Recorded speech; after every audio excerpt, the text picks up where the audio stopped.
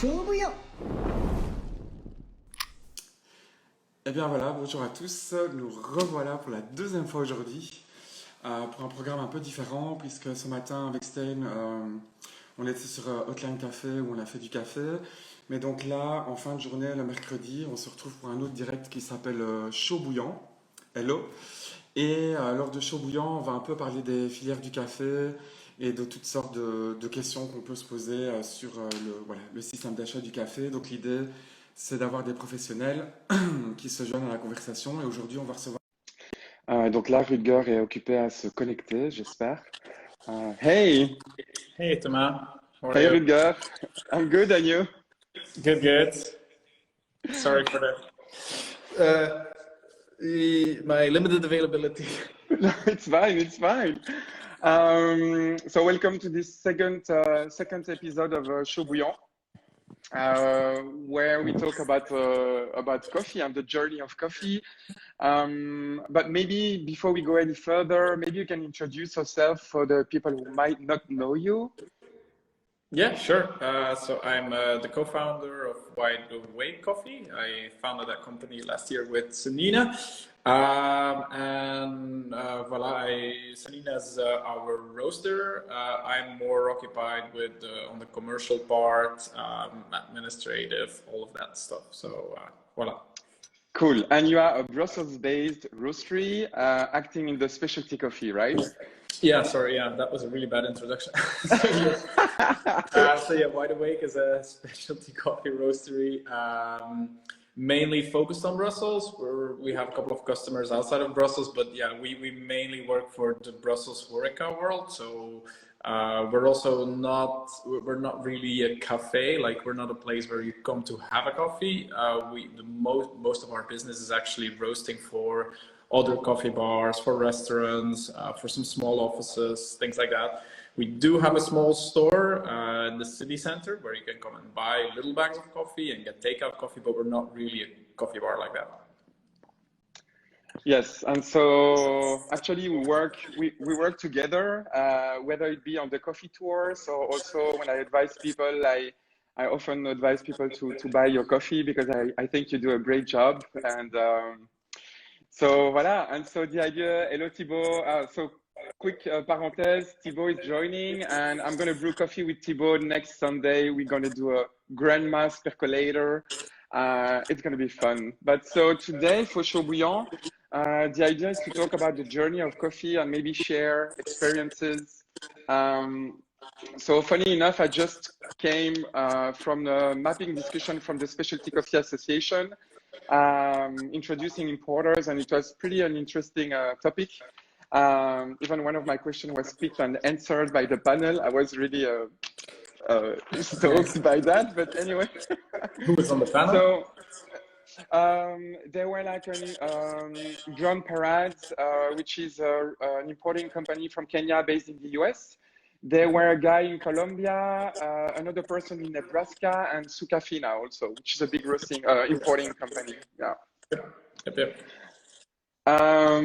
But so my idea with this talk is to ask you a few questions because as a coffee person but not involved in the importing process or the roasting process, I ask myself a lot of questions about everything I see around me when it comes to buying coffee in a supermarket, in a grocery stores, or even for a business.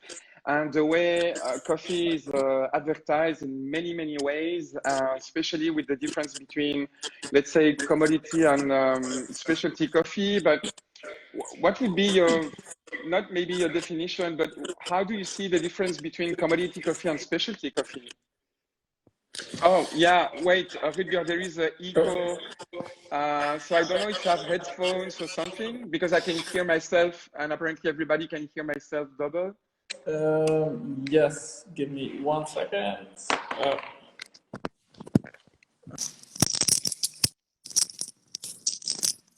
This is direct live. Merci Rabi pour ton commentaire. Okay, almost there.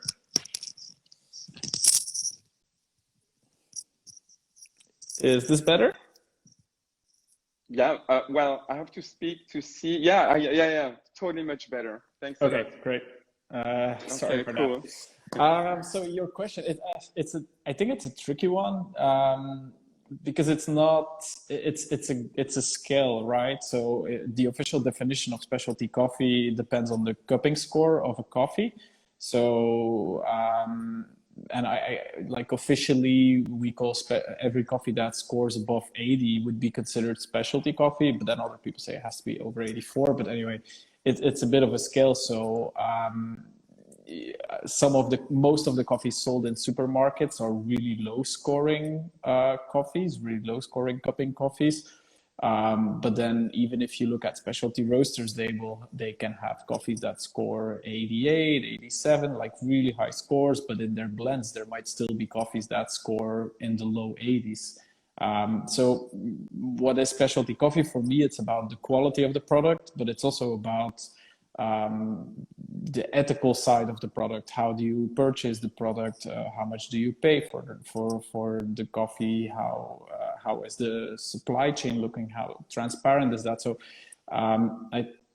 it's hard to say is a coffee is, you know, to give you a very clear yes or no answer about specialty coffee. I think you have to see it as a scale, and you really have to focus on the quality and the ethical side of the product. Okay. But so is there like, yeah, a lot of time coffee people like us, I would say, it seems that there is the specialty coffee and then the commodity coffee. But my question is, since you have access to buying coffee, working with importers, is there, in your experience or your opinion, something in between? Because to me, that's kind of where the mystery happens. It's that it seems that, okay, you have really low grade coffee, which is really commodity traded in the stock exchange and stuff. And then you have the specialty grade coffee. But it seems like there's something in between. Is this something in your experience you have access if you would buy anything in between, or you have to make a choice between super good coffee or super bad coffee? No, again, it's a little bit that scale that you're on, right? So the thing is, most of the people we work with, the organizations we work with, they are, well, all of the organizations we work with, they only really do specialty. So do I have access to buying a coffee with a cupping score of 70? Probably, but I would have to figure out how to get it, but we don't really want to get that, right? But even if you look at the specialty coffee importers, they have coffees in their offering. Let's say 82 Brazil. You know, is that a specialty coffee or is that a high commodity coffee? You know, it depends how you define it, right? For example, if we look at our blend, I think all the coffees in there are 83.5 plus. So it is, we can get coffee. So to answer your question, like, is there something in between specialty and commercial? There definitely is. Like everything around 80 is that, you know, those can be considered high commercials, I guess, or low specialty grade coffees. I don't know if that really answers the question. Kind of, but my question is more like, what happens below 80? Do you have any idea? Like the general market, yeah, so there's the C price, which is the commodity price for coffee, which is very much driven by demand and supply. Yes. And that one can be local, well, is region or country based, right? So there's a C price for Brazil coffee, for example. As you know, a lot of that price is partially or largely determined by financial transactions. There's a lot of coffee brokers that just buy and sell coffee without ever planning to touch that coffee. They just buy and... Am I still there? Yeah, sorry, I had a call coming. So where was I? Yeah, so yeah, so there are traders buying coffee, yeah, like non-physical traders, not even touching the coffee or doing anything in between. So that partially or largely determines the fluctuation in the C price. Then what happens is that when coffee is being processed, all the coffees will be cupped. So professional cuppers will taste the coffee, and they will give a certain score to the coffee. And that's a score between 0 and 100. That's the cupping score. And that's going to determine the multiple that the coffee gets compared to the commodity price. So there's a base price, and then based on the quality, every coffee will get a premium, or might not get a premium based on the quality of that coffee. And that happens for non-specialty coffee as well. It's just that generally the premiums are very low, or there are no premiums at all. Yes. But then as soon as you're talking specialty, so coffee scoring 84, 85, the premium can be quite high compared to the C price. Yes. So I could, let's say I could buy as a roasting company, I could buy a coffee that is not specialty, but still paying a higher price than the C market or the exchange, related more like of an added value, an estimation from, I don't know, maybe an exporter or an importer or something like that. Is this a possible journey for coffee beans? Sorry, so I didn't understand that question completely. So yeah, and feel free to also say if something is too specific and you have no answers, because the idea here is more to share opinions. I'm not asking answer for everything. But so as a coffee roaster, I could, with the right importer, buy coffee at a higher price than the C market, but still below specialty, and create like a coffee that is more expensive than the shittiest on the market, but still without being specialty, and advertise something about it, for instance? Yeah, definitely. And I know of people that are trying to, not in Belgium, but that are exactly playing on that idea of trying to bridge that gap a little bit between specialty and commodity, and working with these, again, like high commodity graded coffees or low specialty graded coffees. It really depends as a roaster, where do you want to, what type of product do you want to offer? Where do you want to position yourself? Who do you want your customers to be? And based on that, you will take decisions on what type of coffee you buy. Do you go for absolute commodity? It doesn't matter basically what coffee it is, as long as it's Arabica and you just blend it all in one big, nasty coffee blend, or do you go super exclusive? But there's things in between there, if you see what I mean. And as a specialty coffee buyer for your roastery, what information do you have access to working with importers? So it depends a little bit on the importer, but generally there's, like in the specialty world, transparency is very important. And so, and so these importers will try to give you as much information as possible. So there's there's technical information on the coffee, what type of coffee, like what varietal do you have, details about the process that the coffee went through to get it from cherry to green coffee. You will get, there's always information about the farm that you're working with, the people that are working on the farm. But then the thing that is sometimes a bit trickier to get, but something that we insist on a lot, is also transparency on the pricing. So some of the importers that we work with, or most of the importers that we work with, they have a price that we pay them, but they will also share us the split of that price, like what happens to that money, how much is going back to the farm, how much is sticking in export import, how much is sticking to a washing station if that's not happening at the farm itself. And so that is very important to us, because we pay really big premiums on top of the C price, as we should, and we do. But you also want to make sure that that money goes to the people that actually produce the coffee, and doesn't just stick in the importing or exporting step. Okay, so it's a lot of information, of course, that we probably most of the time don't find in commodity coffee, I guess, because the importer might act more like a wall instead of a connecting company. But do you think, as a buying specialty coffee, is there still any room for improvement, or we are already at a very high level of information and transparency? Or But I think maybe to come back to what you said before, that there's a very big difference with commodity already. That is absolutely, because we have information. I mean, the information we are talking about is related to the farm, and you have to see that in specialty coffee, we sometimes work with really small farms, and yet we have information about, you know, we have the exact traceability of that coffee.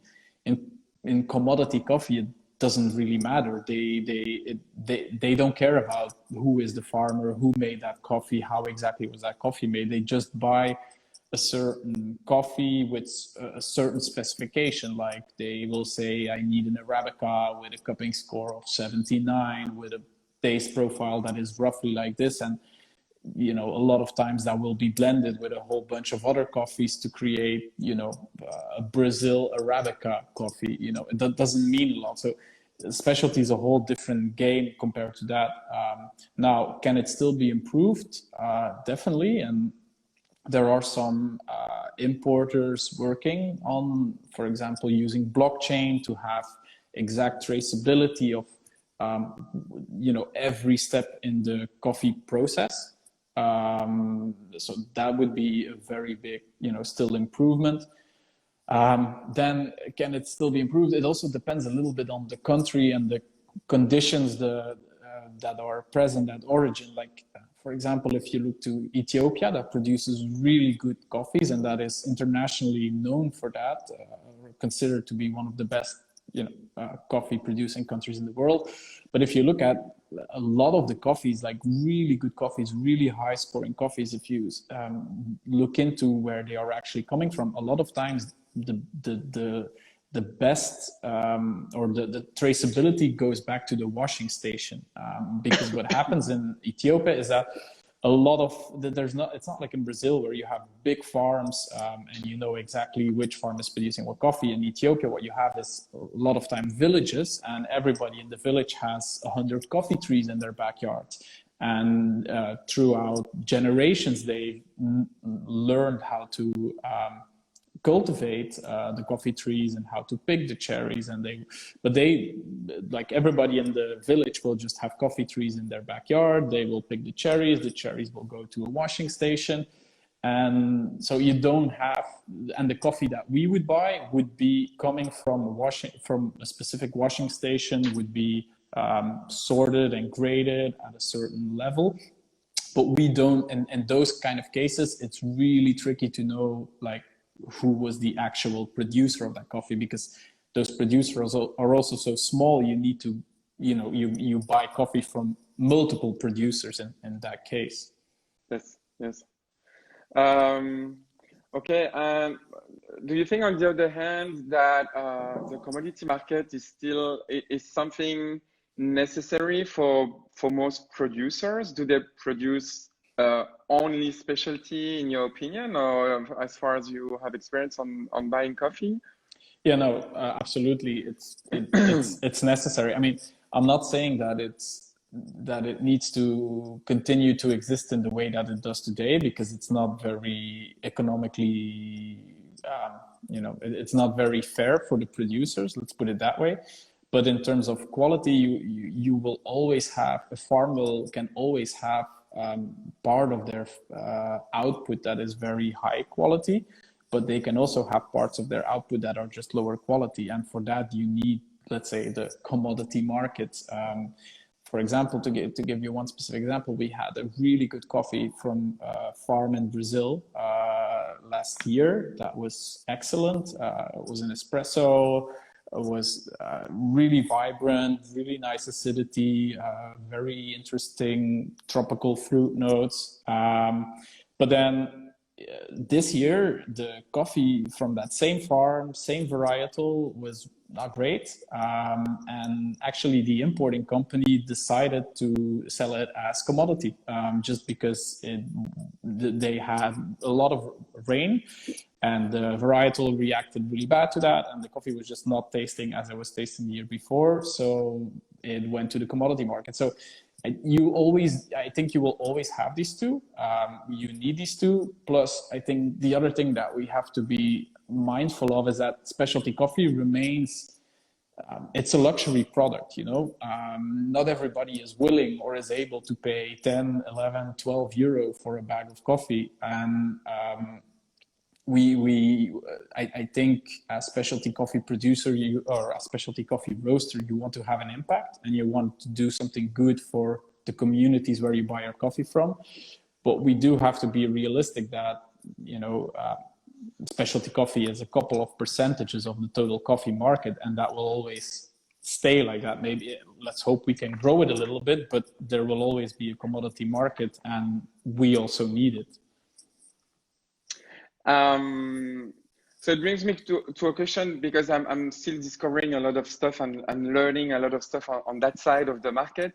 But one conversation I had is that, which brings me maybe to the question of labels, but labels are very a complex topic. But what I hear a lot about the fair labels is that some of them take risks also in buying the production of a farmer or a cooperative, no matter what the quality is. So, because you brought the topic of having a bad harvest one year, but so most of the fair labels buy those coffee and will sell it no matter what, just ensuring some revenues to the farmer.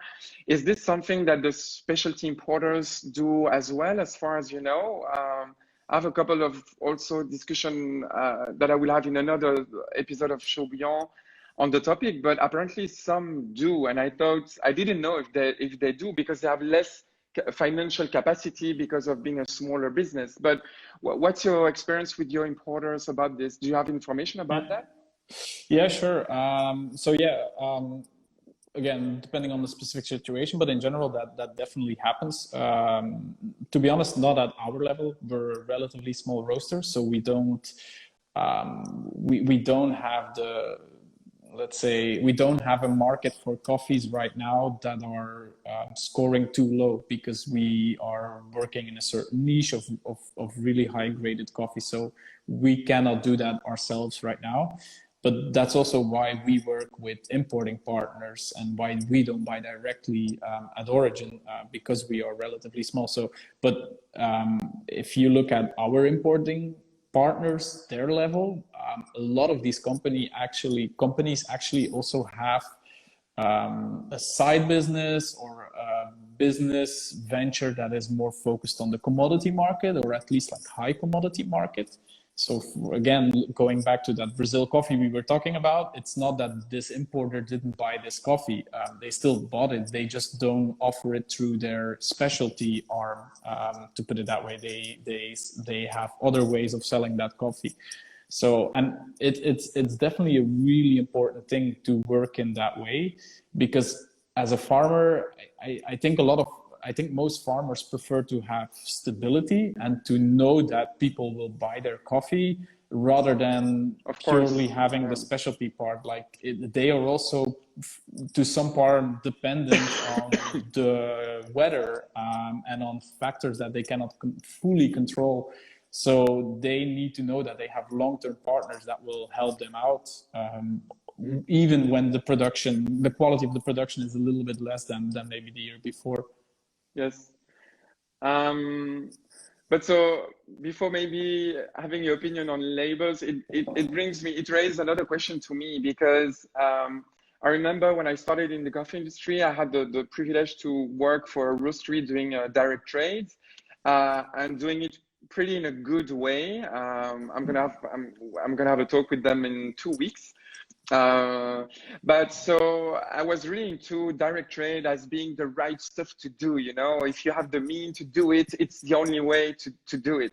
But then, of course, I changed my mind, because I was in touch with a lot of people, and I realized that importing company can take much bigger risk into supporting financial risk into supporting producers, where, as you said, a small roastery doing direct trade, and then a crop is not scoring to the level expected from the roastery, can be can have a dramatic impact into the relationship and financially for the producer as well as for the roasting company.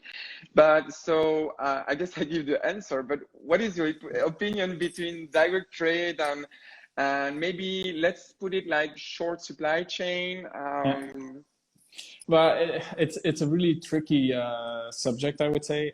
I think direct trade started with very good intentions. Like the movement behind that was basically a movement to have more transparency on the supply chain, because it used to be that you bought coffee and you didn't really know where the coffee was coming from, where the money was going to, whether the farmers were getting remunerated correctly. And so the logical conclusion was, okay, we need to integrate more in the supply chain so that we know where the coffee is coming from and that we know that people are being paid correctly.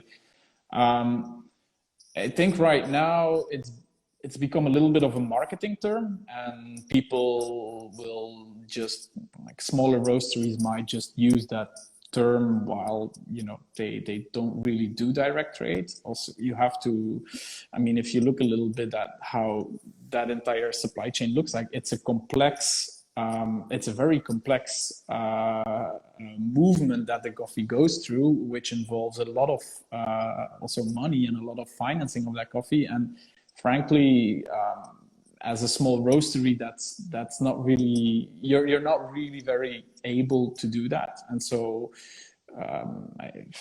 I don't want to point fingers at anyone. I'm definitely not thinking about like Belgian market, but what you sometimes see is roasters, you know, like your importers will organize what we call origin trips, meaning you go to, let's say, Costa Rica, and you meet a farmer that you've maybe bought coffee from. You will take a couple of pictures with the farmer, and then you put that on your Instagram and you say you do direct trade with that farmer, which obviously is not really the case.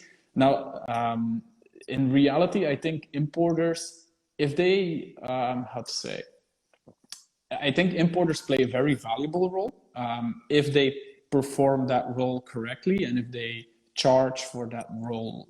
I think that should be totally fine. Like they do a lot of work, they source coffees, they maintain relations with all these farmers, washing stations. They take care of all of the paperwork of exporting, importing the coffee, something that a small roastery doesn't really want to be occupied with. They will pre-finance coffees, they will pre-finance farmers. So they have a role to play in the supply chain. The only thing is that there needs to be transparency on what exactly their role is and how much money they are being paid to perform that role, and how much money is going is not going to them, of what the roaster is paying, and is actually going to the farmer. And I think if that transparency is there, I'm really happy to work with importers, because they offer a lot of advantages, like in terms of course. I mean, we operations, yeah, operations, but also like what we discussed before. For a farmer or washing station, it's more interesting to have a long-term relation with an importer that can buy their entire crop, the high specialties, but also maybe lower scoring coffees, than to have relation with a roaster that is going to buy 20 bags of a coffee. You know, like that for a farmer, it's easier to work with an importing company that is paying them correctly, and then will take care of the marketing of their coffees in Europe or in the US or wherever the end market is. But so it's a bit tricky, because at the end, there's no real definition of what is direct trade coffee. Because does it mean literally cutting all the middlemen, or to have a good relationship with an importer and being able to go on the fields? And we could consider this also as direct trade coffee.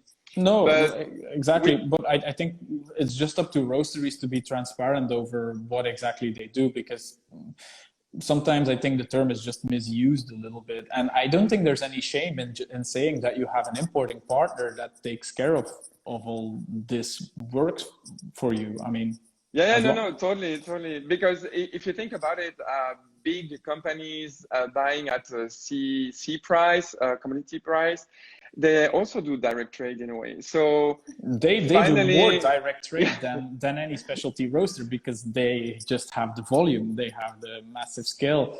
But is that better for the farmer? I don't think so. So at the end, advertising direct trade can be very confusing for the end consumer, because they feel it's the right stuff to buy.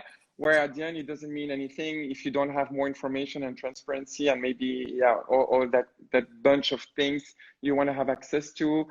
You can also advertise direct trade and not really doing it in a way you feel that will contribute to do better for producers.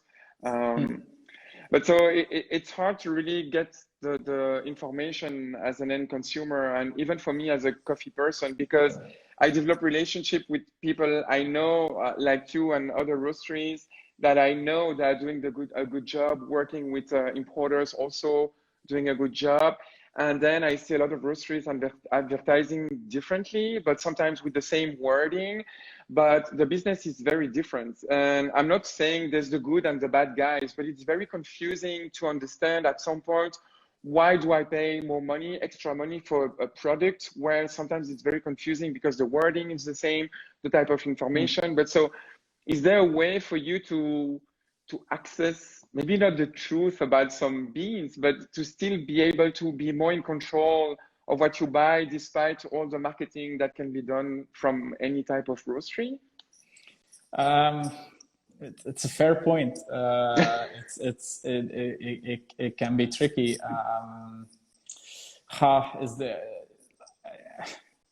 I mean, I think what we touched on briefly before, like the whole blockchain thing, I think that would really be a big improvement if that ever works. You know, if you can put a QR code on the bag of coffee that you're buying from a roastery or in a shop, and that immediately gives you traceability on the entire supply chain, I think that would be a huge improvement. Right now, I think if you know the roastery, if you know the people behind it, I think it's partly trust. Like, you trust your roaster to do a good job, and don't be afraid to ask them questions, and ask them specific questions about the coffee. But yeah, based on packaging, you're right. Like, Starbucks could make a really nice packaging, call it specialty coffee. They can buy a 81 scoring coffee, call it specialty coffee, put direct trade on it. It would all be true, but you know, won't necessarily be a good coffee, you know. And then the other thing that you have to take into account is the whole roasting step, because we haven't talked about that, but you can buy really, really high scoring coffees and completely screw up the roasting and have a very bad end result. So yeah, it's a complicated process, I'd say. Yeah, true. But still on that idea, do you think that having the name of a cooperative or like a producer is something that can make a difference still? Yeah, so definitely, like, if the roaster can't tell you from, you know, which farm or washing station the coffee is coming from, and they don't put that on their taste note cards or on their bags or on their website, yeah, then I wouldn't you know, have too much trust in. As a producer, as a roaster, you have that information. So if you really buy coffee that way, and if it's really specialty coffee, why not share it in some way? I mean, to be honest, when we started, we thought about that a lot. Like, do we put the name of the producer on the bags, or on the coffee bags itself? And we decided against it, because whenever we sell our coffee, we sell it together with a taste note card. And on the taste note card, you do have all of this information and a lot more things like altitude, explication on the processing, etc. But then on the coffee bag itself, it sometimes can become, I think there's always like the tricky balance between sharing enough information for the people that are really looking for that information versus making sure that it still is accessible for a wide enough audience. Because but I just want to jump into that because, okay, it's not everything on the coffee bag, but on the website you give a lot of information. I mean, it's not necessary to have everything on the bag, but I'm asking because sometimes you have like exceptional coffee from roasteries and you go on the website and you have absolutely not even the name of a cooperative or a producer, which to me raised a lot of questions, because if it's a really good coffee and there is a relationship, why not sharing it? Because for wine, we have no problem to share the name of a producer, because it makes sense to reward them also if it's a really good wine. So it raised a lot of questions to me, but no, absolutely. I also discover, No, just I 100% agree. If that information is not available either on the packaging or on the website or on taste note cards or anything like that, that's definitely a red flag. Yeah. But it's very confusing. But is the name, okay, the name of a producer supposedly give a lot of information because it's not so common at some point, but the name of a cooperative is very common. But I just also discovered recently, and it makes sense, but having no experience, that you can have really small cooperative where that belongs to the farmers, but much bigger cooperative with the hundreds of producers also.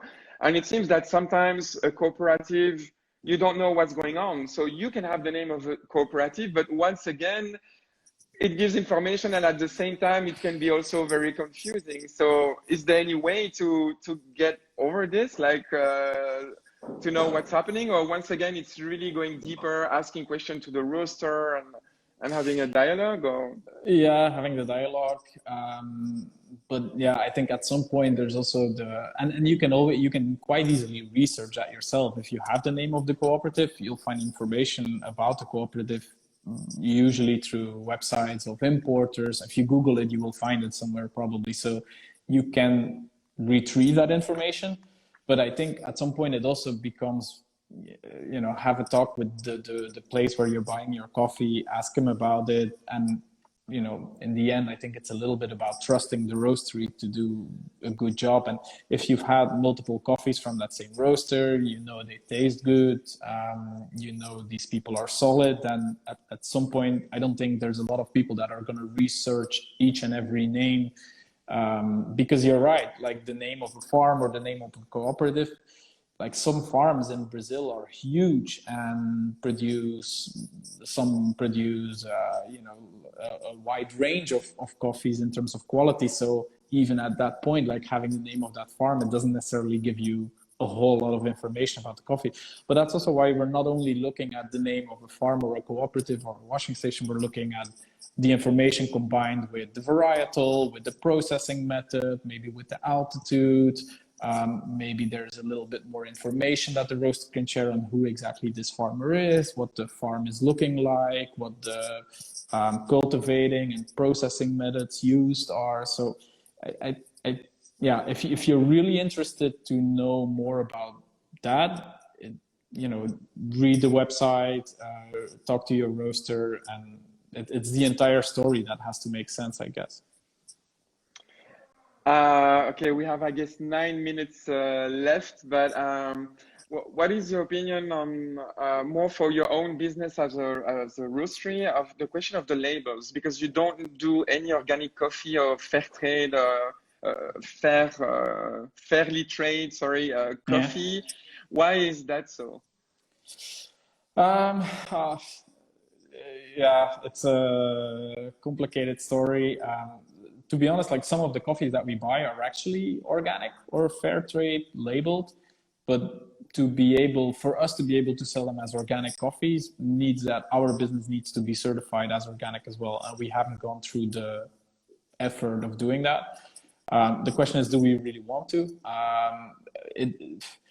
The difficulty is that most of the coffees we buy, they are actually organic. They are definitely more than fair trade. I mean, you have to look at what these labels really represent. So if we're talking about organic, we're talking about not using certain chemical substances in cultivation and processing.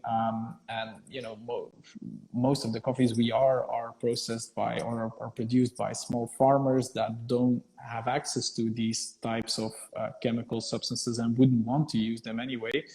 But the difficulty is that if they want to have that coffee certified organic, there's a lot of paperwork and a lot of costs that come into play. And if you are a small farmer, I mean, if we go back to the example we talked about before in Ethiopia, where you have a coffee coming from different little farmers in a village, those people are not going to go to a certification process. It doesn't make any sense. They cannot handle the cost or the administrative complexity of doing something like that. So that's why a lot of the coffees we buy are organically produced, but don't have an organic label attached to it. Same thing for fair trade. What fair trade means is that you pay a certain multiple on top of the commodity price. But in a lot of countries, this multiple is around 30% of the C price, commodity price. But if the C price is so incredibly low, this 30% doesn't really mean a lot. And if you look at the prices that we buy that coffee at, it's maybe 200, 300, 400, 500%. So there's no, you know, there's no relation between those things. I think you have to see these labels for what they were meant to be. They were created to force really big coffee buying groups, like things like Starbucks, JDE, to force them to pay a little bit more for the commodity coffee that they are buying, and to have a little bit of transparency on the cultivating practices that were used. These labels were never intended to be used by small farmers or really by the specialty coffee industry. They are created to force big players to be a little bit more ethical in the way they behave. And for that, those labels are important. Like, I don't want to diss fair trade because I think it's a very good thing for the mass market. I just don't think it's very relevant within the specialty field where the multiples for the quality of the coffee are so high that there's no relation with the small multiple that you pay for the fair trade label, if that makes sense. Yeah, it makes sense. So as far as I understand, you can have organic specialty coffee, which is still not so common, but it's kind of a trend for the producer or cooperative who can afford it.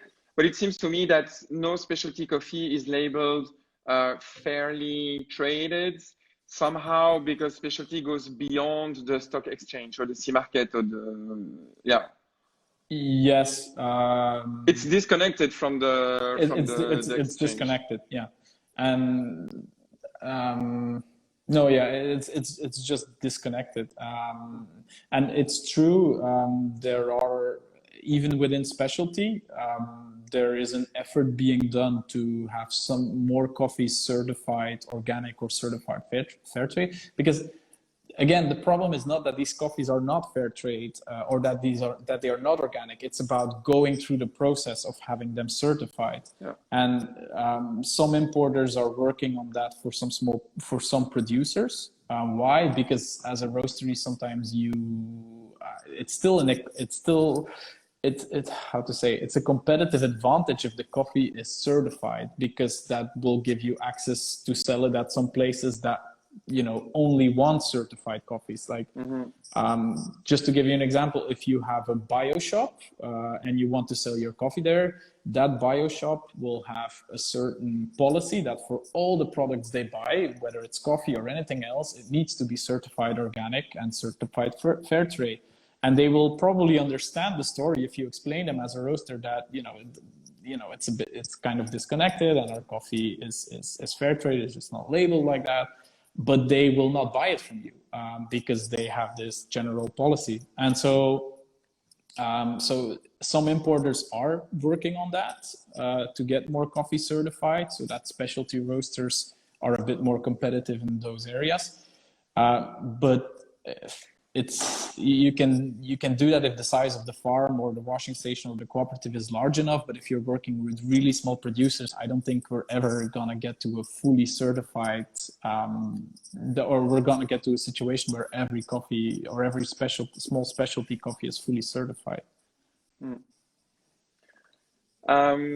Maybe a last question before we finish this, but what is the best coffee in the world? I know it's a bad question, but it was pretty funny to ask it. Yeah, best coffee in the world.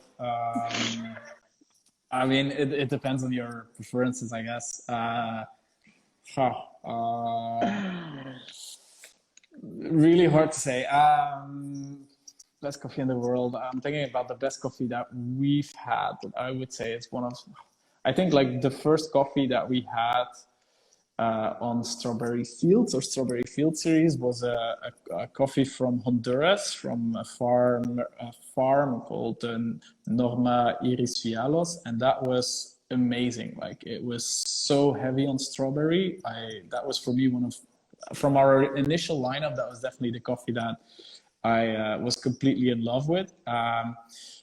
But then, like, actually, it's a good point because we wanted to have a coffee again this year, and it was not tasting as great as last year, so we decided against it. So, okay, it's not a very good answer to your question, but let's say it's very subjective. It's very hard, and for me, that is probably one of the coffees that I love most.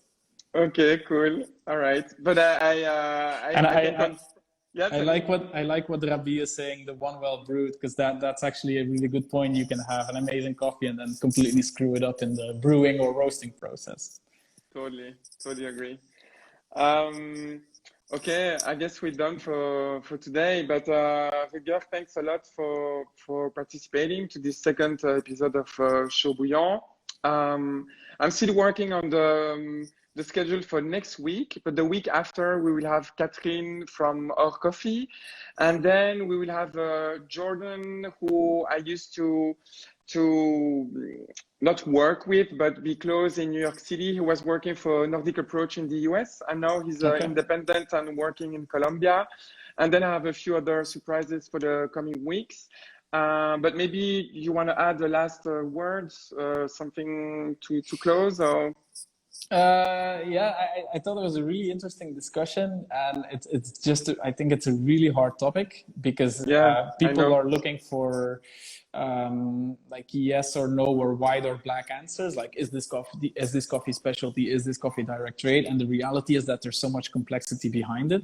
But I think it's up to roasters to try to translate that as well as possible to a product that is understandable for the end consumer and that still gives them all the information they want to have about the coffee and really understand where the coffee is coming from. But it's like a really difficult subject, a very tricky balance, and it's good that we have conversations like this that people can follow so they understand better the whole process behind it. Because there's still so many people that just see coffee as this roasted coffee bean and that don't know that it's, the seed of a fruit and that there's this massive process that it goes through. So yeah, voilà. Okay, cool. Thanks a lot. Cool.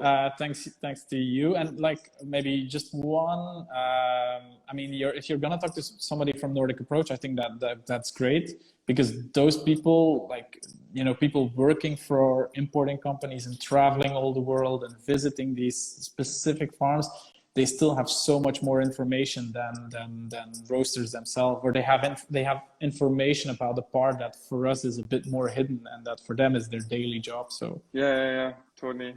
Yes, we'll try to dig into this in the coming episode. Cool.